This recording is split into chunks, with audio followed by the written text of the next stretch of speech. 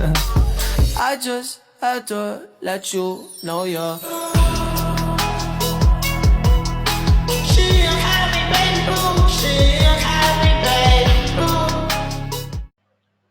Bismillahirrahmanirrahim. Assalamualaikum warahmatullahi wabarakatuh.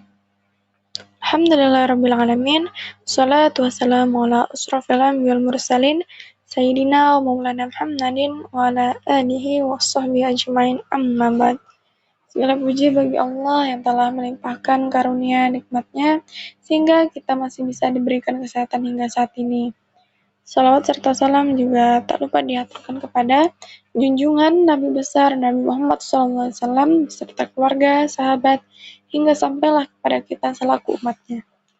Pada kesempatan kali ini, saya akan membahas atau mempresentasikan mengenai laporan wawancara tentang perbandingan pendidikan zaman dahulu dan zaman sekarang. Perkenalkan, nama saya Mirna dengan NIM 24111011017 semester 4 di kelas PAI 2 Lokal 218 mata kuliah Perbandingan Pendidikan, dosen pengampu Ibu Fatiatul Haq My Alma Wangir MPDI. Wawancara ini saya lakukan bersama ayah saya yang merupakan sebagai narasumber, yang mana beliau ini menempuh pendidikan sekolah dasar itu dimulai pada tahun 1988 di SD Negeri 004 Penyinggahan. Pada saat saya mewawancarai ayah saya, beliau itu menceritakan bahwa pada masanya proses pembelajaran masih berfokus pada kemampuan dasar seperti membaca, menulis, dan berhitung. Lalu metode yang digunakan itu sebagian besar itu menggunakan metode ceramah, yang mana guru lebih aktif menjelaskan sementara siswa mendengarkan.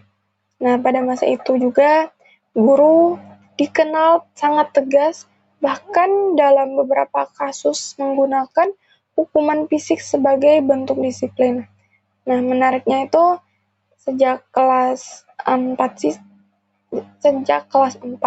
siswa itu mulai dilatih untuk belajar mandiri melalui sistem tutor bersebaya, yang dimana siswa lebih memahami materi dengan membantu temannya dalam kelompok.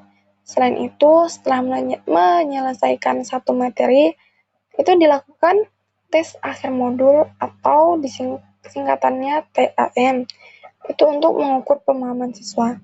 Nah, media pembelajarannya pada masa itu masih sangat sederhana, yaitu masih menggunakan buku, papan tulis hitam dengan kapur putih, dan juga yang pastinya belum ada sama sekali teknologi.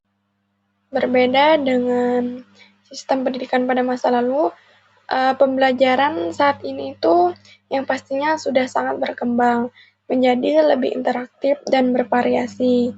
Nah, guru itu tidak lagi hanya menggunakan metode berceramah, tapi juga ada metode yang melibatkan siswa secara aktif dalam proses belajar. Terus pendekatan yang digunakan juga lebih humanis, yang mana jika seorang guru itu melakukan kekerasan kepada anak didik, maka akan dikenai pasal tentang perlindungan anak. Makanya pada zaman sekarang itu tidak ada lagi yang namanya hukuman secara fisik. Guru berperan sebagai pembimbing yang membantu siswa memahami materi dengan baik. Selain itu, pada zaman sekarang perkembangan teknologi itu sangat berkembang pesat, seperti sekarang ada komputer, ada jaringan internet, dan media digital yang itu sangat membantu proses pembelajaran menjadi lebih menarik, efektif, dan mudah dipahami oleh siswa.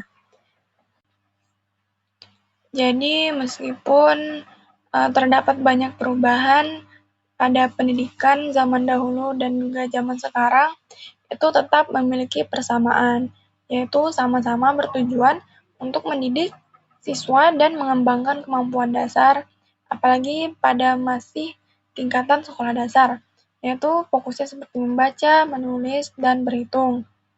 Keduanya juga memiliki aturan sekolah dan melibatkan peran guru dalam kegiatan pembelajaran. Nah, namun perbedaannya itu cukup terlihat secara mencolok, terutama pada metode pembelajaran, yang mana dulunya itu bersifat satu arah dan cenderung cukup keras, sedangkan sekarang lebih interaktif dan juga lebih humanis. Selain itu, penggunaan teknologi menjadi pembeda utama, serta tingkat kemandirian siswa yang pada masa lalu lebih ditekankan sejak dini dibandingkan pada saat ini. Jadi secara keseluruhan itu pendidikan zaman sekarang bisa dapat dikatakan lebih efektif karena menciptakan suasana belajar yang nyaman, tidak menakutkan, didukung oleh teknologi modern yang mana proses pembelajaran itu lebih interaktif, yang mana hal ini tuh sangat membantu siswa dan juga guru agar bisa lebih mudah memahami materi pelajaran.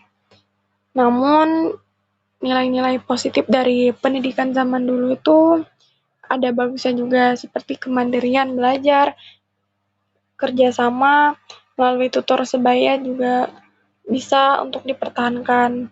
Oleh karena itu, alangkah baiknya menggabungkan sisi positif atau kelebihan dari kedua sistem pendidikan tersebut. Supaya apa? Supaya menghasilkan proses pembelajaran yang lebih optimal dan juga seimbang. Sekian presentasi saya dari hasil wawancara perbandingan pendidikan. Semoga bermanfaat. Kurang dan lebihnya mohon maaf. Saya akhiri. Wassalamualaikum warahmatullahi wabarakatuh.